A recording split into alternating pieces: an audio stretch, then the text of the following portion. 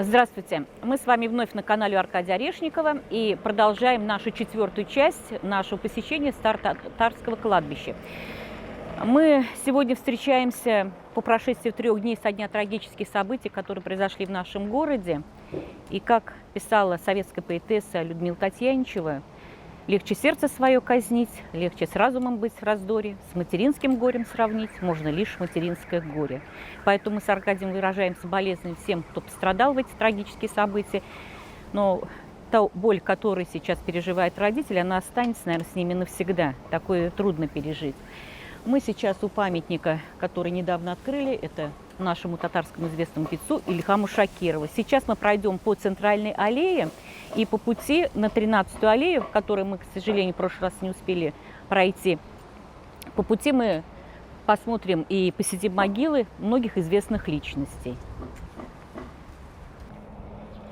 Вот здесь на центральной аллее, недалеко от памятника и могилы Ильхама Шакирова, могила Хакимова. Это герой Советского Союза, участник десанта на Малую Землю. Малая Земля – это черноморская часть нашей страны, где базировался основной флот. Там шли самые ожесточенные бои, и в боях именно за город, портовый город Николаев, все моряки-десантники практически все погибли. Остался живой он один. Он получил за это звание Герой Советского Союза, и уже после войны он был почетным гражданином города Николаева. Рядом здесь могила за ним Халитова. Халитов, у нас улица Халитова есть в городе. Это участник тоже Великой Отечественной войны, полный кавалер Ордена Славы. Он один из единственных в нашем городе был полным кавалером Ордена Славы, участник Парада Победы, рядом его супруга. И здесь же недалеко могила известного татарского художника Лутфулы Фатахова. Он работал вместе с Якуповым, большие полотна писали, они совместно, два товарища, потом стали родственниками. И в истории советской, так сказать, живописи они оставили свой вклад. Лутфулла Фатахов. Здесь похоронен Гаден Кульмамет. Это сын Гульсум Булгарской и Хамита Кульмамета. Хамид Кульмамет был репрессирован, и место его гибели неизвестно, где-то в лагерях. А Гульсум Булгарская – это основательница и одна из ведущих актрис татарского театра. Вот это могила ее сына, который был участником Великой Отечественной войны. И во время войны она на него получила 3 похоронки, но он вернулся живой. Гаден Кульмамет. Гайша Рахманкулова, она в историю татарского народа вошла как первая профессиональная женщина-художник. Она окончила художественное училище как раз накануне войны. Но все ее работы первые, это были, конечно, лозунги, плакаты «Все для победы, все на фронт». Так что Гайша Рахманкулова – это первая профессиональная татарская художница. Халитов Фуат – это известный татарский актер. Он был из рода Халитовых, это настоятели Зенгер-мечети. Это 3 или 4 поколения священнослужителей. Дом Халитовых, он сейчас в руинах, но рядом именно с Голубой мечетью, когда мы идем по улице Фатиха Карима, как раз вот эти 2 дома, которые в руинах около мечети Голубой, это как раз дом Халитовых, дом-усадьба была. После революции, когда кардинально поменялась жизнь в стране, Фуат Халитов мечтал быть актером, но происхождение как бы это сказывалось, и поэтому он овладел несколькими профессиями и работал и на меховой фабрике, и подсобным рабочим, везде и всюду, пока вновь все-таки не вернулся к театральной деятельности. Он сыграл много ролей в татарском театре.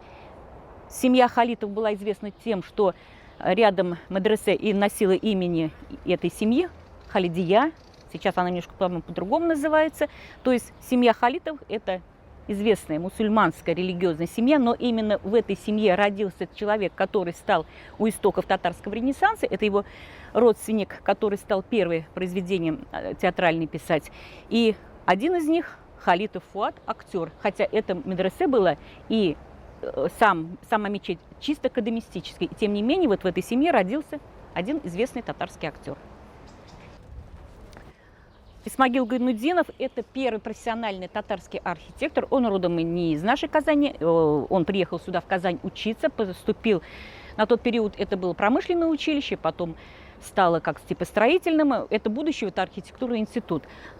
И он вошел в историю как первый профессиональный татарский архитектор. И когда учился здесь, в Казани, его не сразу зачислили Именно когда он поступает на бюджет, выясняется, нет мест в общежитии. Ему отказали в поступлении. Но заступился его товарищ, который написал письмо, что семья в очень бедственном положении, что он талантливый, что его брат служит в Красной армии, плюс ко всему со своей лошадью. И это сыграло роль в том, что Гайнутдинов был зачислен. Мы его работы знаем, какие именно. Здание КХТИ, вот серое здание, которое на Карла Маркса, это его проект. И уже после войны его основной проект, это было внутреннее убранство нашего оперного театра. Был один проект довоенный, и вот уже после войны он пропагандировал именно основы татарского искусства в архитектуре. И, то есть вот все элементы – это его работа. А также одной из известных его работ – это павильон на ВДНХ в Москве, и у нас в Казани еще дом-клуб меховщиков. Это вот основные работы Гайнутдинова Исмаила Галеевича, первого татарского профессионального архитектора, который работал у нас здесь, в Казани, заложил вот эту кафедру архитектуры. Затем он преподавал в Москве, скончался в Москве, но по его желанию он был похоронен здесь, у нас в Казани, на этом кладбище. И вот здесь, спускаясь по центральной аллее вниз, есть воинское захоронение. Это солдаты, которые исповедовали ислам и были похоронены здесь по их, как сказать, просьбе на мусульманском кладбище. Это единая братская могила тех мусульман, которые скончались у нас здесь, в Казани, в казанских госпиталях. Здесь Аркадий вам покажет конкретно фамилии этих воинов. Здесь же, когда мы спускаемся по центральной аллее, параллельно вот могиле Абдурахмана Абсаляма находится вот захоронение семьи Тумашевых. Кашифа Тумашева была первым профессиональным женщиной-режиссер, которая получила образование в Москве. Она выпускница ГИТИСа. Начинала она как актриса. Выросла в такой семье середняков, но так как не было земельного надела, ее родитель, отец, отдал в семью дальних родственников. Она жила в Иркутске. Затем начинает самостоятельную жизнь. Ее русская учительница готовила ее к экзаменам для окончания гимназии. В последующем, это уже новое революционное событие, она поступает в театр, и начинается ее театральная жизнь. Затем она вот перебирается к нам в Казань, и уже из Казани едет поступать в ГИТИС. А по окончании она становится одним из первых женщин-режиссеров. То есть это первая женщина, профессиональный режиссер, которая получила уже академическое образование, именно режиссерское. И она была первой женщиной-диктором на татарском радио. Рядом ее сын режиссер, участник Курской битвы, фронтовик. И Диляра Тумашева, супруга, академик, которая, основная ее тема, это были сибирские татары. Вот такая была семья Тумашевых, первая женщина-режиссер. Хамид Ерми, выпускник Бухарского медресе, и это первый татарский ученый-фольклорист. Он работал при Академии наук нашей республики и открыл вот этот институт языка. И всю свою жизнь посвятил вот сбору фольклора. То есть первый ученый-фольклорист – это именно Хамид Ерми. Также он изучал и творчество сибирских татар. Здесь захоронение представителей семьи Сайдашевых. Вот мы со Старой Казани на все времена посещаем, когда татарское кладбище, у многих вопросов, что Сайдашевы – это родственники Салих Сайдашева. Нет, это не его родственники. Один из них, известный скрипач Казбек Сайдашев, это родственник того Сайдашева, который был чайным купцом. У самого Сайдашева не было внуков, то есть 3 сына, но внуков не было. А вот его брат, потомки, это как раз вот представители вот этого рода. Это род купцов Сайдашевых. Его брат был религиозным деятелем. Затем эта семья репрессирована была, и для того, чтобы стать музыкантом, семья пережила очень большие трудности. У них была и конфискация дров, и конфискация имущества, пережили они и голод, и все. И остались в истории города, как известный музыкант, представитель рода Сайдашева. А сам купец Сайдашев вошел ведь в историю нашего города, именно будучи, когда гласным городской думы, это своего рода депутат на тот период революционный, он ходатайствовал и сделал это освещение в Татарской Слободе и водопровод. То есть вот их прадедушки брат – это тот самый купец Сайдашев, который много сделал своего рода для благоустройства старой Татарской Слободы. Рашида Зиганшина, многие татарские любители театра знают ее как известную татарскую актрису, но она в течение 9 лет была и руководителем татарского театра. Она написала очень много и пьес для своего театра, руководила театром. Известная татарская актриса, ее супруг был Ризай Шмурат. И в последующем уже ее последней роли это была роль Мусы Джалиля в пьесе Туфана Минуллина. Так что Рашида Зиганшина вот здесь, на центральной аллее, актриса, исполнившая более 120 ролей в татарском театре. Здесь на спуске, вот к концу центральной аллеи, могила Хайдара Бигичева. У нас в городе есть улица имени Хайдара Бигичева. Это известный татарский певец. Его судьба была характерна для многих советских людей. То есть это многодетная семья сельская. Затем он уходит в армию, и уже из армии он не возвращается в деревню, а едет в Москву и устраивается рабочим на завод. В тот период ведь многие сельские ребята старались не возвращаться в село, потому что в последующем было очень трудно именно уехать в город и прописаться. А для тех, кто после армии, были большие вот льготы при устройстве и для получения прописки. И вот, будучи уже в Москве, работая на заводе, он часто, как сказать, для души просто пел. И у нас был такой известный конкурс на телевидении «Алло, мы ищем таланты». Это в 70-е годы. И вот его товарищ по работе убедил Хайдара принять участие в этом конкурсе. И, конечно, он стал победителем. И председатель жюри, композитор Таравердиев, рекомендовал ему учиться пению. И он хотел поступать, но в это время уже вступительные экзамены закончились. То есть поступление откладывается на следующий год. Он едет в Казань, и вот здесь уже его берут. То есть он поступает на учебу. И в последующем он пел много в нашем оперном театре. И в 1998 году, когда он готовился к очередной роли, а во время своих вот репетиций, работы над ролями, он худел на 5 килограммов. Настолько вот эмоционально человек входил в роль. И когда вывесили списки утвержденных на роль, его имени там не оказались. То есть его, так сказать, нехорошо обманули. И вот, пережив это потрясение, у него поднялось давление, оторвался тромб, и так вот трагически ушел из жизни известный татарский певец Хайдар Бигичев. Но его почитатели у нас остались по сей день. Его память увековечила его супруга. И много делается для того, чтобы его голос остался в памяти навсегда. И вот здесь уже при спуске к кольцевой линии, здесь могила Фазиля Ахметова. Это композитор, преподаватель консерватории. Одно из его известных произведений – это симфоническая музыка памяти Фарида Яруллина. Фазиль Ахметов.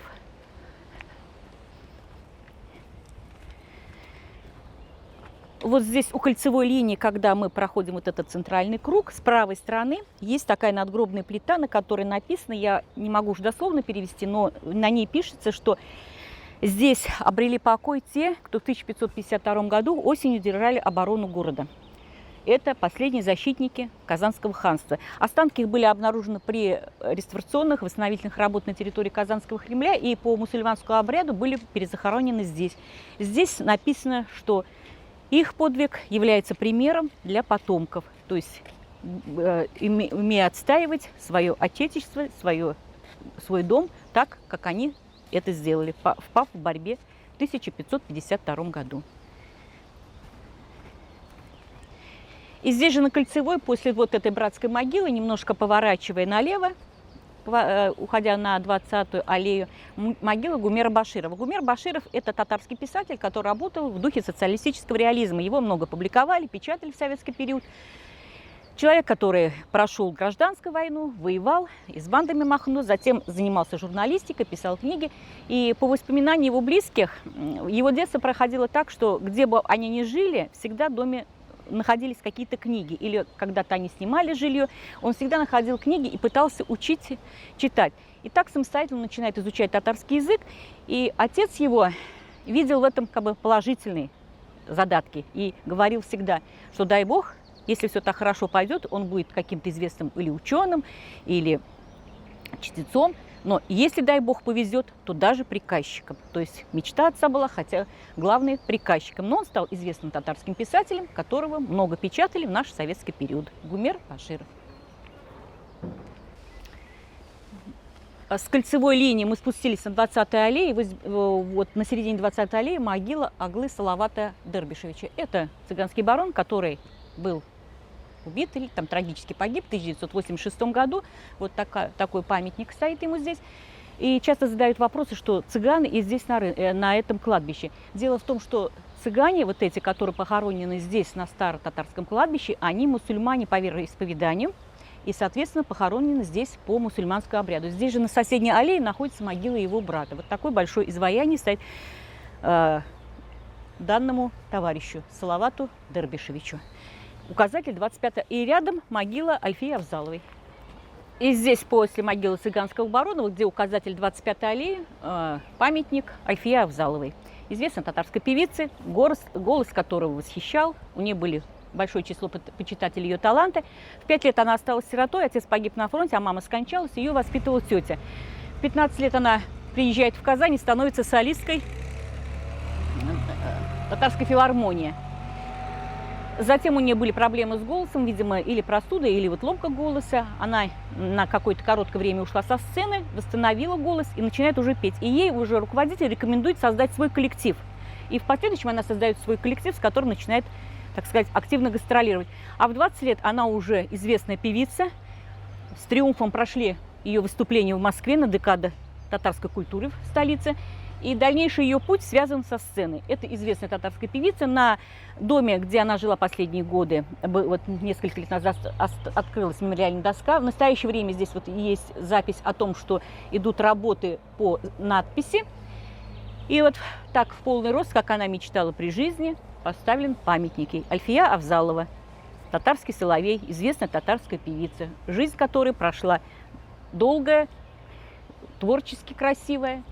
Сама по себе была интересная женщина и обладала неповторимым голосом. И вот при спуске с центральной аллеи, вот мимо памятника Альфии Авзаловой, напротив стоит памятник Науфалю Адылову.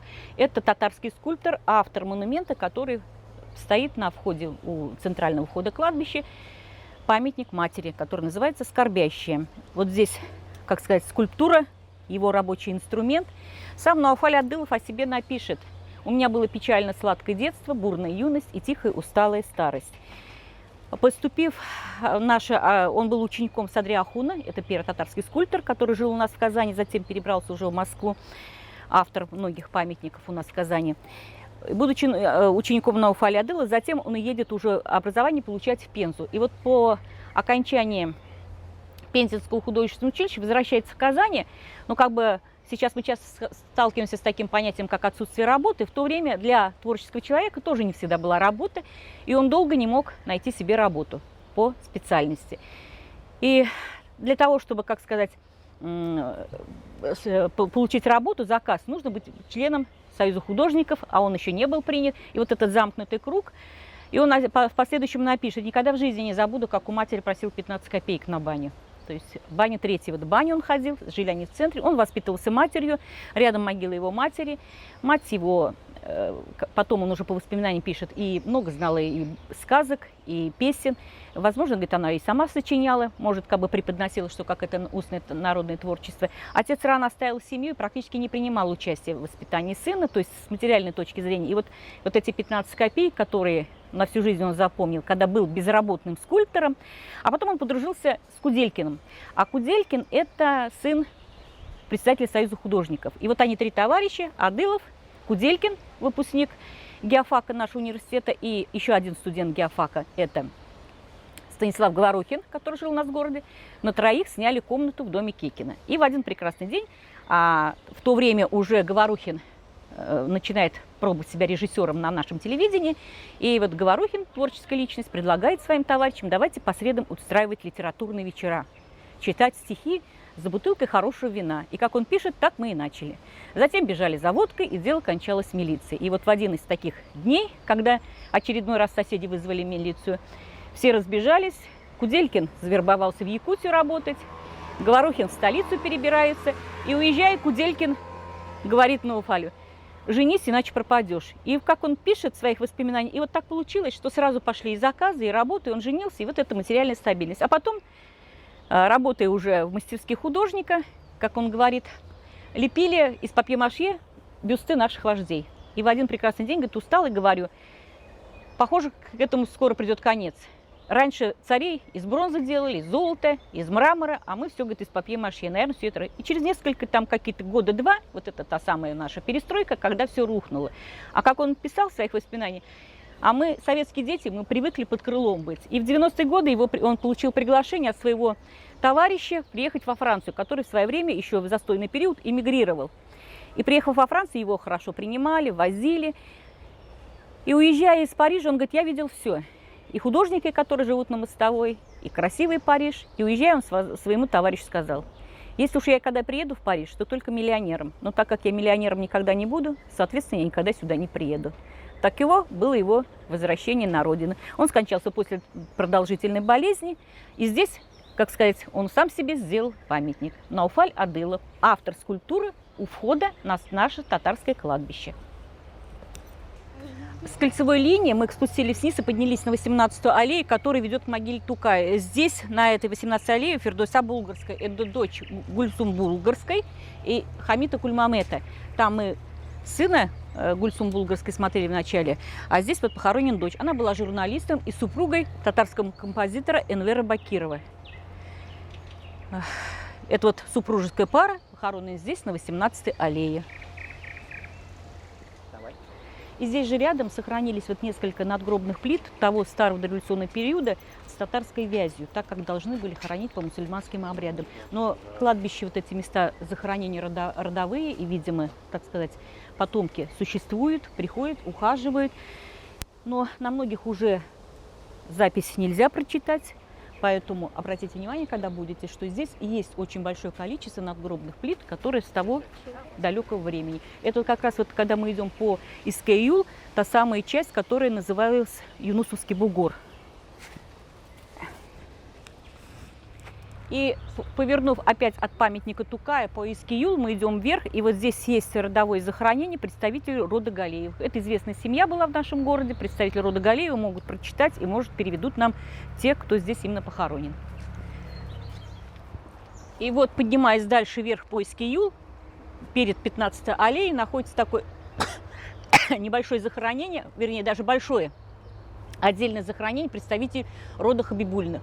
Здесь остальные все плиты, те старинные, еще до революционного периода, идут с арабской вязи. Есть еще 42-го года даже, но остальные, как сказать, мы не специалист, перевести не можем. И, возможно, Аркадий возьмет поближе в объектив, и кто-то из вас сможет что-то нам перевести и дать информацию о тех, кто здесь захоронен. Представитель рода Хабибулиных. И вот дальше, идя по Иске-Юлу вверх, пройдя 15-ю аллею, здесь с левой стороны могила Амирхана Яники. Амирхан Яники – татарский писатель, он представитель древнего ордынского рода Яники, которые обосновались в Башкирии. Он один из первых, единственный ребенок, который выжил в семье. До этого все дети умирали, и поэтому это дитя было долгожданное. Затем революционные события. Его отец состоятельный купец был, но вот эти революционные события полностью перечеркнули жизнь. Он едет в Казань, поступает учиться, но вскоре его исключают из-за социального происхождения. Так он потерял возможность учиться. Он пытается везде устроиться на работу. В это время как раз он начинает свои первые заметки писать, небольшие работы, рассказы. Но из-за того, что его исключили по социальному происхождению, он остается без средств существования и уезжает из Казани. Он едет в шахтерские города, где преподает в школе. И на тот период, вот, когда все вот эти гонения, трудная жизнь, 30-е годы, он прекращает писать и уходит от писательства. И вновь начинает вот это желание писать, у него появляется уже только на фронте. Вот передать те, что пережить в окопах. По возвращению он начинает опять писать, но пока его особо-то и не публиковали. Публиковать его начнут намного позднее. И уже, как сказать, где-то вот к концу жизни он отходит вот в перестройку от, как сказать, литературной деятельности и полностью переходит к публицистике. Но Амирхан Яники – это тоже знаковая фигура в татарской литературе. А рядом, через дорогу, здесь же находится могила Позднякова. Каюм Поздняков – это первый режиссер-документалист был. То есть вот один из первых документалистов здесь похоронен справа от могилы Амирхана Яники. И пройдя дальше вверх по этой аллее Иске-Юл, с правой стороны вот надгробный памятник Шаукату Бектимирову. Для казанцев это имя всегда останется в памяти как старик из Эльдермыша. Его главная роль – это тот самый старик из Эльдермыша, которая была визитной карточкой нашего татарского театра. В его жизни было много ролей, много всевозможных работ. Он был активным общественным работником, много принимал в жизни, так сказать, профсоюзной, коммунистической, в партийной деятельности своего театра. Но навсегда останется в памяти старик из Эльдермыша Шаукат Бектимиров. мы с вами вновь спустились вниз, повернули на 15-ю аллею Сыскей-Ил, и вот здесь могила Гарифьянова Нургаяза. Это математик, профессор-математик, и его имя носит одна из улиц Приволжского района нашего города, и поэтому, когда часто думаем, кто же такой Гарифьянов, это вот профессор математики, ученик Завойского, участник Великой Отечественной войны, Гарифьянов Нургаяз Салехович. В прошлый раз мы уже были здесь у могилы Шагабуддина Марджани, но тогда был проливной дождь, и мы как бы информацию дали более в сжатой форме. А сейчас у нас ведь уже наступил такой большой религиозный праздник у мусульман, это Ураза Байрам. Это день наступил вчера, и поэтому мы еще раз посещаем могилу Шагабуддина Марджани. Это человек, который кардинально изменил религиозную деятельность и положение мул у нас в городе и вообще в республике. В свое время, когда Марджани приехал в наш город и был избран настоятелем Первой соборной мечети, в то время был заведен порядок, когда состоятельный купец приглашал к себе духовных лиц и купцов на обед, как татары говорят, аш. И всегда накрывался обеденный стол на полу, как сказать, для религиозных деятелей, и за столом купцы. И была такая привычка на тот период, когда был Марджани, только приехал в наш город, что купцы заставляли себя ждать, и каждый старался прийти позднее. И вот тогда вот эти посиделки затягивались до 5-6 часов. И прекратил вот это все именно Марджани. Он пришел к назначенному времени в дом купца и сел за стол. И хозяин ему говорит, что Хазрат, вот ваше место вот на полу. На что он ответил: я не собака, чтобы сидеть в ногах. И вот с этого момента он кардинально изменил отношение к религиозным лицам. С того времени уже был заведен порядок, что никогда и никто не опаздывал на аш. И муллы, и все религиозные деятели садились за один общий стол. И на самом почетном месте именно был мулла. Так что этот человек вот так изменил. Его не любили на тот период в городе. У него мало было почитателей, мало его сторонников, у него было много недоброжелателей. Есть известная фотография Шагабуддина Марджани, где он снят. Он вот этой фотографии дал пример, что прогресс идет и нужно идти со временем в прогресс. А фотография эта была сделана для лондонской королевской энциклопедии, он почетный ее член был, и вот Лондонская академия энциклопедия запросила вот его фотографический портрет, который он и сделал. Но единственное, он не сделал фотографию города нашего. Так что не забывайте, что этот человек еще и в лондонской королевской энциклопедии внесен. И одно еще из его, так сказать, поступков и деяний, которые он совершил, это в 1880 году, как мы уже в прошлый раз говорили, он отправляется в хадж в Мекку, и как религиозный человек составляет завещание, готовится к этой поездке. Он был 12 дней в Стамбуле. И все вот эти воспоминания, его дневники, они опубликованы. Вы можете прочитать, где подробно он описывает, что эта поездка не просто только молитвы, это посещение исторических памятников, посещение библиотек, знакомство с укладом жизни того времени. Он был и в Александрии, и дальше путешествовал, и прибывает в Мекку. И вот на тот период в Мекке вокруг Кабы стояло 4 имама, и каждый читал вот молитву.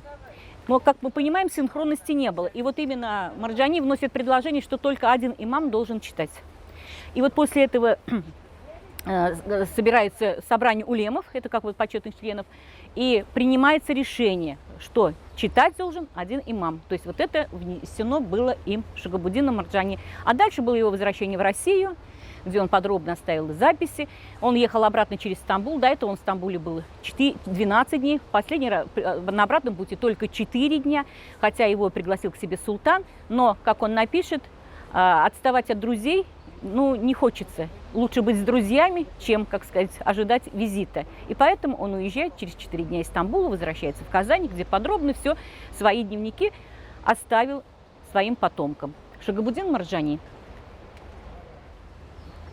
И вот с 15-й аллеи мы поворачиваем на 13-ю, и здесь сразу на повороте могила Каюма Насыри. Она как раз напротив Гильма Хайрича Камая, академика.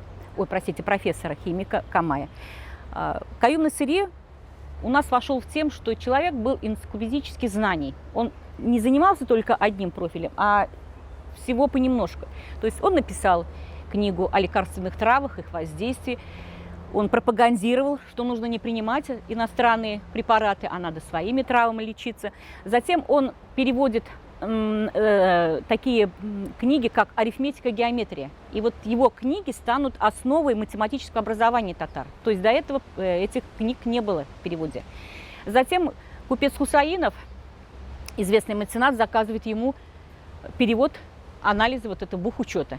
То есть книга о бухучете тоже его перевод, простите. Он занимался и ювелирным делом, столярным делом, всевозможной, как сказать, изучением других предметов. И также педагогической деятельностью. Своего жилья он не имел и постоянно снимал квартиру. Но одна из последних, так сказать, квартир, откуда он ушел, так сказать, вот сюда, на татарское кладбище, это вот музей Каюм-Насыри, который мы знаем на улице Парижской коммуны. Такой маленький музей, который показывает быт татар того времени. Там оборудован его кабинет. Здесь же рядом похоронены потомки его братьев. У своих детей у него не было, он не был женатым. Он преподавал в духовной семинарии, в духовном училище у нас в Казани, татарский язык. И в тот период, когда ему было около 30 лет, он пропагандировал вот этот русский уклад жизни. За это его не взлюбили татарское общество, и получил он прозвище Урус Каюм. Но, как сказать, к закату жизни он изменил свое отношение, и уже вот, когда мы видим на старых рисунках, фотографиях, вот это его портрет в каракулевой шапке татарской, в камзоле, он уже строго в татарском укладе жил. И в последующем, когда вот о его талантах, когда его парализовало, он сам разработал систему упражнений и поднял себя, то есть это своего рода, видимо, у него инсульт был. Затем он лечил себя током и поднялся. Но кончина его была такой, что проводить его пришли 2-3 родственника и несколько учеников. Остальными обществом он был не признан. А Тукай о нем писал, что вот его именно любовь к фольклору, к народному творчеству, это как маленькие карандаши, которые он раздавал татарскому народу. То есть они себя, молодое поколение у тех поэтов начала 20 века, считали себя учениками Каюм-Насыри именно в любви к фольклору. Каюм-Насыри.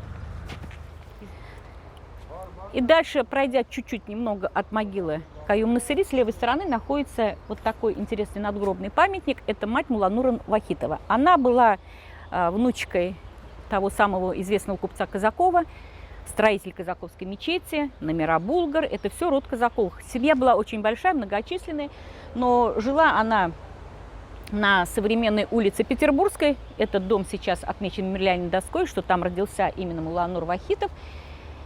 После его расстрела она осталась практически одна. Муж оставил семью еще, когда Муланур был маленьким. Он ушел к другой женщине и жил на Третьей горе. Это бывшая, вернее, сейчас это улица Калинина. А она осталась без средств существования, жила в очень трудном материальном положении. Кое-как-то ее поддерживали родственники. А потом уже как бы родственники подсказали ей, что так как она мать погибшего героя нового государства, ей дали пенсию. А наш химкомбинат Вахитов, который получил имя вот Муланура Вахитова, был своего рода как бы опекуном ее и шефство брала. То есть вот помощь она видела от этого. Скончалась она в 1952 году, то есть пережила такую, скажем, своеобразную нелегкую жизнь и покоится вот здесь, на татарском кладбище, на 13-й аллее. И вот такой необычный своеобразный памятник на ее могиле. И вот сейчас мы немного прошли сюда вглубь. Здесь могила Абжалилова. Халил Абжалилов, он возглавлял Союз театральных деятелей нашей республики, участник Первой мировой войны, был ранен. С ранением возвращается уже в Оренбург к себе на родину, потом перебирается в Казань, вступает в труппу театральную, он начинал с Оренбурга, потом у нас в Казани, и уже в последующем возглавил Союз театральных деятелей. Он двоюродный брат Мусы Джалиля и скончался в 1963 году от сердечного приступа. И вот рядом находится такое в полуразрушенном состоянии могила Шакира Укмаси. Памятник ему поставлен был в 1959 году. И, к сожалению, вот на сегодняшний день его только подправили, но он в таком крайне плачевном состоянии. Возможно, в последующем его восстановят. Шакир Укмаси. Извините, пожалуйста, на кладбище Козлонова. Дальше похоронен Мансур Музафаров. Это композитор, сын Магруй Музафария. Он тоже начинал учиться у нас здесь, в Казани. И затем по направлению уже отправляется в Москву, получает образование музыкальное здесь, в Москве, и затем возвращается в Казань. И здесь работал при консерватории. За ним Рашид Вагапов. Рашид Вагапов – татарский певец, артист филармонии. Его вообще по праву считают основоположником филармонического искусства у нас в республике. Именно его коллектив и привозил те деньги, на которых практически существовала филармония. Только его коллектив собирал большие гонорары. Сам он из семьи муллы. Его отец был репрессирован в 1937 году. Он к этому времени уже был по образованию педагог, но потом его исключили, сняли с работы. У него ранний брак был, 2 детей. И затем он начинает в поисках работы, разъезжать везде и всюду, потом начинает уже, предлагает ему петь, прекрасный красивый голос у него был. И уже когда определился он со своей будущей специальностью вокальной, он приглашает жену, чтобы перебраться из деревни, она тоже была педагог, в город. И когда она съездила и посмотрела этот городской уклад жизни, она вернулась и сказала детям, что мы разные люди, и мы не сможем там жить. И она осталась на селе работать педагогом, а он также продолжал уже свою концертную деятельность. В последующем он создал другую семью, и в его жизни произойдет событие, когда он, выступая в Москве в доме Асадулаева, его был сольный концерт, где, как всегда, зал переполнен, и, исполняя свою знаменитую песню «Альфия», он взял верхнюю ноту и взгляд бросил в зал и встретился в глаза со своими детьми. И от нервного, это эмоционального потрясения у него сорвался голос, и он ушел со сцены. И многие недоброжелатели его обвинили в непрофессионализме, то есть уже того голоса нет. А уже затем, в декабре 1962 года, он ляжет на операцию, после которой, трагический его конец. Но, как он напишет в предсмертном письме своему брату, «Не будь меня, останутся мои песни». Проживет он всего 55 лет. Здесь дальше могила Жаудата Файзи, композитора, но сейчас имя Файзи у нас связано с трагическими событиями, которые произошли у нас в городе. Но, тем не менее, это был очень талантливый композитор и племянник Мирхайдара Файзи. А за его могилой уже могила Галии Кайбицкой. И сама могила Джаудата Файзи, супружеская и творческая пара, это Галия Кайбицкая и Ильяс Аухадеев. Аухадеев был дирижером нашего оперного театра, потом возглавлял он оперный театр, затем уже музыкальное училище, которое сейчас носит его имя. А Галия Кайбицкая, она в первом браке была замужем за Сидиком Айдаровым. В этом браке у них родился сын Саяр, который в последующем стал архитектором, а внук художником. А сама Галия Кайбицкая, на ее надгробной плите написано «Сахне Юлдес», звезда сцены. Она родилась в семье Матугулы Тухватуллина. Это тот самый Матугула Тухватуллин, который в Уральске держал свое медресе и где учился Тукай. Ее в детстве видел Тукай, потому что он дружил с ее братом, который взял себе псевдоним Камиль Матуги. Камиль Матуги считался у нас татарским Шаляпиным на тот период. У него был красивый голос, учился в Каире, любил носить фрак, а поверх чапан. И именно он, ее брат старший, и подвиг Тукая на творчество. То есть, когда он отсылает свои письма, начинает издавать они свои первые газеты, все это было там, в Уральске, у Мутагулы Хазрата. А затем уже Галия, ее мама держала свой хор девочек при, медресе. И в последующем она уже приезжает в Казань и вместе с младшим братом поступает сюда учиться, в наше театральное училище. Затем ее направляют уже в консерваторию в Москву, и дальше начинается ее тот большой творческий путь. А в свое время, когда она разведется с мужем, свою комнату ей уступил Салих Сайдашев во дворе театра. Сейчас это театр Карима Тимчурина, тогда на тот период одно время у нас был оперный театр, она там проживала. У нее нелегкая жизнь была, но это как говорила Сибгат Хаким, это женская элегантность, творчество и сама красота. Это Галия Кайбицкая. Она была одной из первых заслуженных народных артисток нашей республики.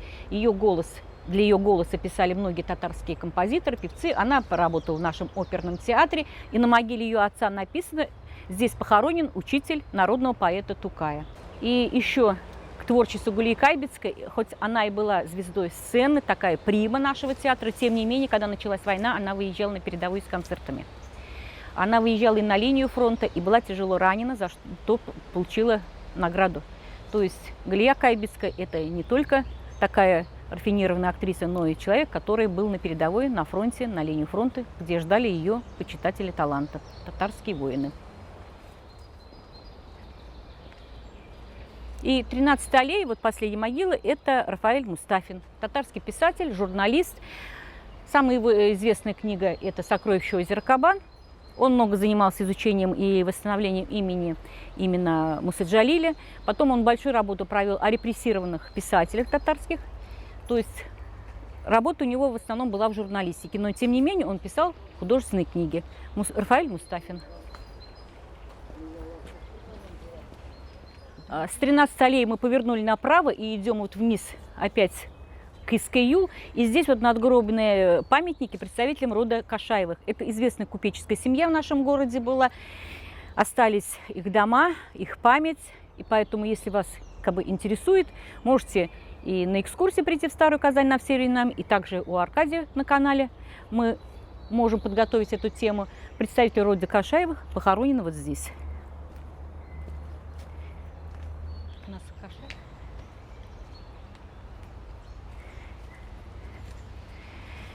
И вот мы спустились вновь на 5-ю аллею. Сейчас мы как раз вот выйдем к памятнику Тукая и уже оттуда по центральной аллее выйдем к центральным воротам. А здесь похоронена Марьям Чанышева, актриса. Мы сегодня охватили небольшой, такой сказать, перечень имен, но это в основном творческие люди, а также родовые захоронения. Поэтому пока вот мы заканчиваем на этом. А если у вас есть какие-то пожелания, вопросы, пожалуйста, обращайтесь, пишите на канал Аркадия Орешникова. И сегодня, как раз вот во время нашего посещения, здесь находилось много представителей, скорее всего, это студенты, которые будущие актеры, и делали уборку на могилах выдающихся татарских актеров, выдающихся личностей, с ними руководители. Поэтому очень приятно, что здесь, как сказать, общественность, потомки не забывают роль тех, которые внесли вклад свой и в творчество, и в историю, и в культуру нашей республики. Поэтому, когда будете здесь, на Старо-Татарском кладбище, не забудьте посетить могилы этих выдающихся личностей. И вот мы уже подошли опять к кольцевой линии. Здесь есть указатель 2616. Это вот направление вот на эту аллею, где такой своеобразный памятник, как сказать, отзвук из 90-х. Молодые ребята, которые ушли из жизни в 90-91, 92 году. Мы с вами на этом заканчиваем наше посещение сегодня на Старо-Татарском кладбище.